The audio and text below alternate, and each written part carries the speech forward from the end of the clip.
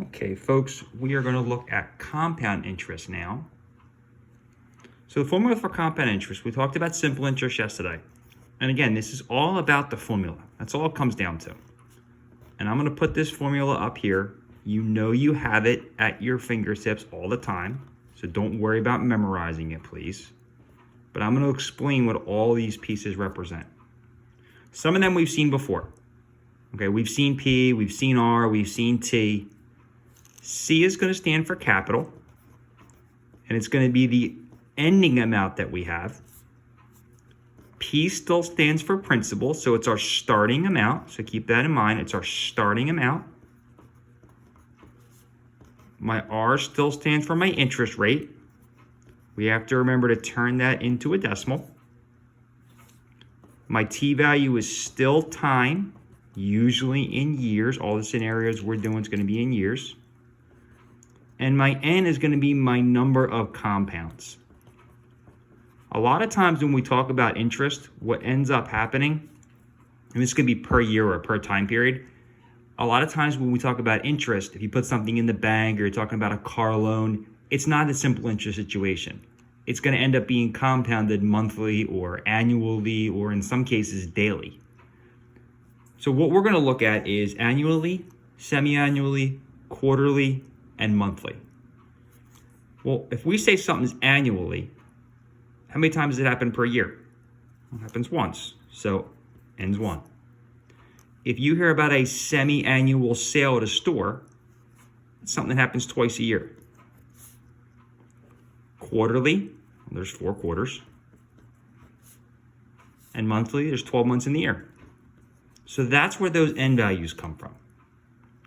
So let's see what that means down in one of these scenarios. So CJ deposits $400. That's going to be my initial amount, so it's my principal. At 5% interest, we have to remember to turn that into a decimal. Remember, 2 spots over, so 0.05.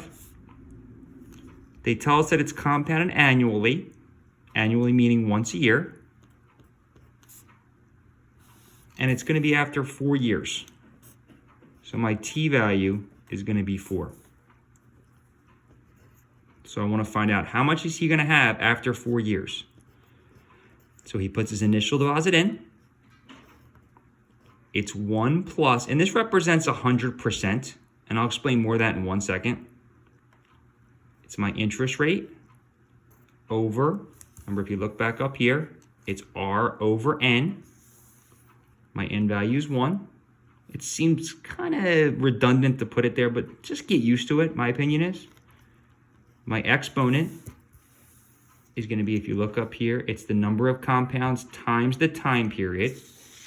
So in this case, my number of compounds is 1 time per year over a 4-year period.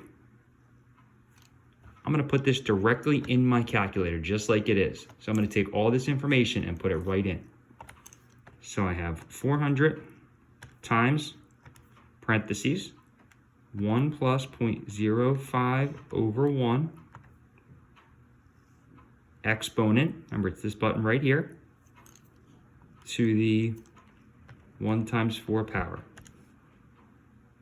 So we get $486.20. So after 4 years, CJ in his original $400 deposit is going to have $486.20 in the account after 4 years. And that's only if it's compounded annually. The more compounds there are per year, the bigger this number is going to end up getting. In fact, let's try one with Willie. Willie deposits $1,200. It's my initial amount. At an 8% interest rate, so my R value is going to be 0.08. Compounded monthly, so my N value is 12. 3 years. Again, I'm just going to go straight formula on this. So 1,200. It's 1 plus. Well, he's going to get 8% interest. But that 8% interest is the whole year. He's not getting that every single month. Instead, if you think about a way division question works, he's going to get a small percentage every single month.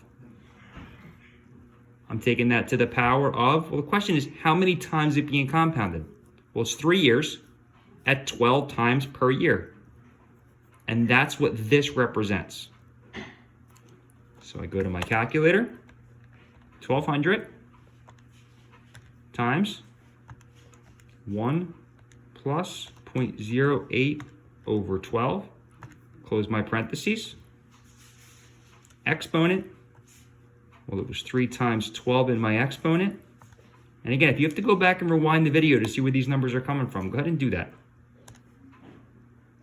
And I end up with $1,524.28. So this tells me that after 3 years, this is how much Willie's going to have in the bank. I come down to Matt. Matt starts out with $1,500. He is putting it in the bank. Notice this one stays the same every time. He's going quarterly at 7%. So 0.07 is my percentage. Quarterly, well, there's 4 quarters. And if I look down here, it tells us after 4 years we want to know. So my end value, so it's 4 times per year for 4 years. So basically it's going to happen 16 times, 4 times per year, and that's what this represents. I go right to my calculator, 1,500 times 1 plus 0.07 divided by 4, exponent 4 times 4, $1,979.89. I suggest practicing these and actually going through those examples, and then you're going to have some practice questions to try with this. If you need me, just reach out, please. Thanks.